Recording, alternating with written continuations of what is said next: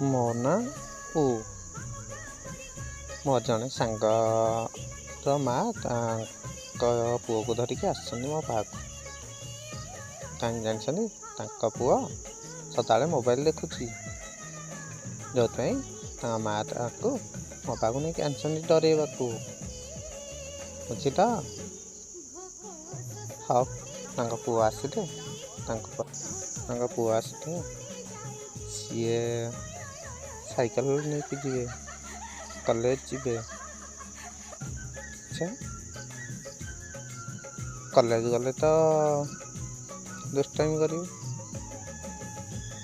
ଦୁଷ୍ଟାମି କଲେ ତାଙ୍କ ମା ଅଛନ୍ତି, ପୁଅ ଦୁଷ୍ଟାମି କରିନି, ମା ଅଛନ୍ତି, ପୁଣି ମୋ ପାଖକୁ ନେଇକି ଆସିବେ। ହେଲା? ହଉ।